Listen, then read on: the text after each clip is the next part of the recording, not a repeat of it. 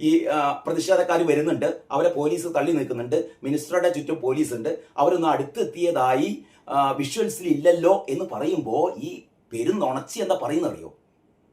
ആ ക്യാമറകളൊക്കെ അവരുടേതായിരുന്നല്ലോ എന്നാണ് എനിക്ക് മനസ്സിലായില്ലത്.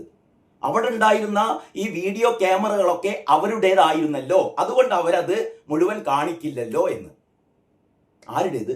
അവിടെയുള്ള ക്യാമറകൾ മുഴുവൻ റിപ്പോർട്ടർ ടിവിയുടെയും കൈരളി ടിവിയുടെയും ഉൾപ്പെടെയുള്ള ഈ ചാനലുകാരുടെ വീഡിയോ ക്യാമറകൾ മുഴുവനും അവരുടേതായിരുന്നില്ല. ഏതവരുടെ? K S സിക്കാരുടേത്.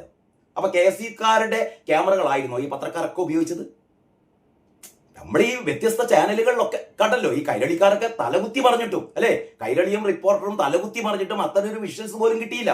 അപ്പോഴാണ് തെറ്റിദ്ധരിപ്പിക്കാനൊക്കെ നോക്കി. അതായത് ഗവൺമെന്റ് ഒരു ഷർട്ടിന്റെ കഷ്ണം കണ്ടിട്ട് ഇവിടെയാണ് കരിങ്കൊടി വന്നത്, ഇയാളാണ് അടിച്ചതെന്നൊക്കെ പറയാനൊരു ശ്രമം ജയരാജന്റെ നേതൃത്വത്തിൽ, എം പി ജയരാജന്റെ നേതൃത്വത്തിൽ നടത്തി നോക്കി. പക്ഷെ പൊളിഞ്ഞു പോയി.